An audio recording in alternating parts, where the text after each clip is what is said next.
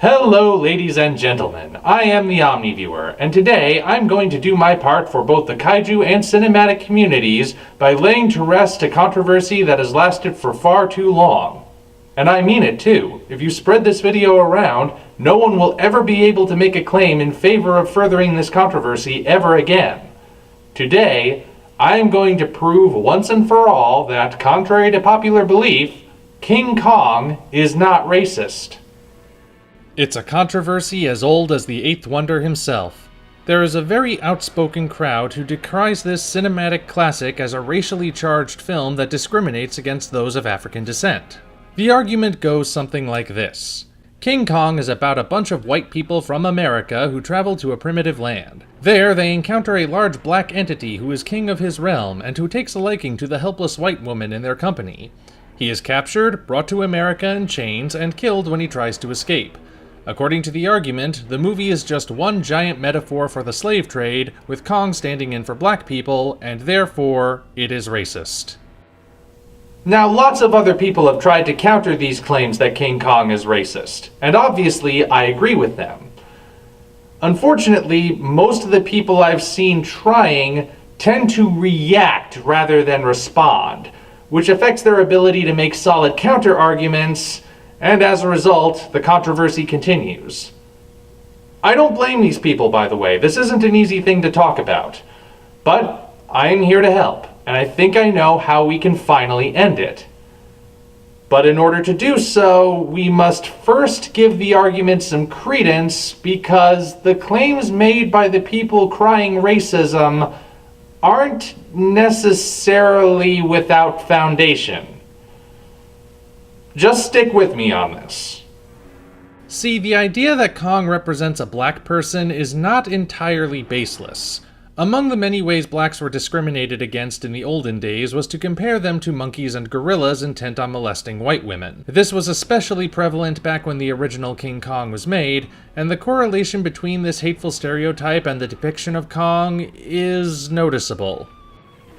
Now, Marion C. Cooper has always denied that this was his intention. He never meant for King Kong to be seen as a racial caricature.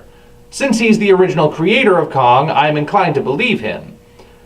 And yet, many times in the past, I have advocated the idea that various meanings can sneak their way into art without the artist realizing it. When you describe the movie as the tale of a black king who is brought to America in chains, the correlation becomes hard to ignore.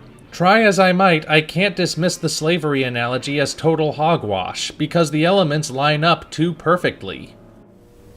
As much as it pains me to admit it, the interpretation that King Kong is about the slave trade is just as valid as any other.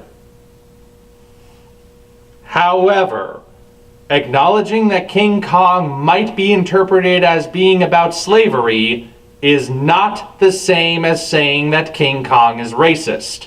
And to prove what I'm talking about, I'll have to go off topic for just a moment. Pardon me, Snazzy. What are you interrupting me for now? I'm watching a movie. Ah, why yes, I see you are. 12 Years a Slave, if I'm not mistaken. That's a pretty racist movie, am I right? What? No, it's not. What are you talking about? Of course it's racist. It depicts people of African descent being sold into slavery, beaten by their masters, and hunted down, sometimes killed whenever they try to escape. That's pretty racist, isn't it? Did you see the movie? Yeah, it's about slavery, but that doesn't mean it in any way advocates it. Why would you think something like that? Oh, no, I don't believe it at all. I was deliberately being obtuse in order to deconstruct the King Kong racism argument. Warn me next time you're gonna do something like that!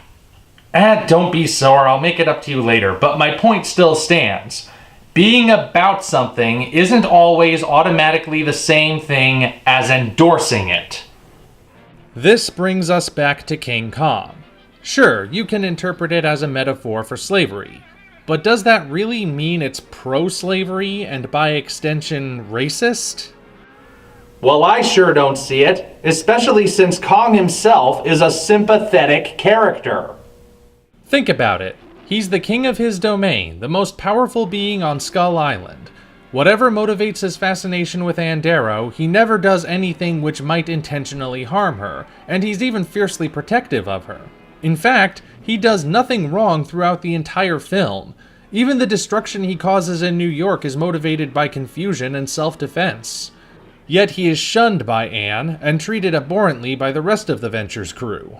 And this is never framed as anything other than bad. If that's still not enough to convince you, what about the ending? His death atop the Empire State Building is treated as nothing less than a tragedy, the end of a proud dynasty and a noble race.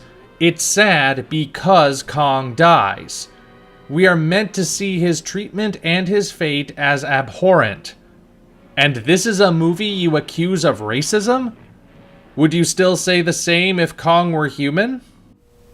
The really crazy part, to me at least, is that most of us who have seen King Kong understand that he's sympathetic and don't need to have it explained to us. So why are there still a select few people out there who don't get it? How can they pick up on the subtle cues pointing towards a slavery metaphor, but completely miss how obviously we're supposed to be on Kong's side? Are they really just that obtuse, or are they deliberately cherry-picking in order to get a rise out of people? If it's the former, I can't help them, but if it's the latter, they really need to stop. I just provided the ultimate demonstration of how their interpretation of King Kong is wrong, even when their evidence is taken seriously. Logically speaking, this should be the end of the discussion. No one who claims that King Kong is racist has a leg to stand on anymore. Meh, who am I kidding? People will always ignore evidence when it contradicts their worldviews. Heck, people have been ignoring the obvious evidence from the movie for the last 80 plus years. I guess there will always be people who don't listen. I just hope that you've listened. Until such time as we meet again, this is the Omni Viewer, signing off.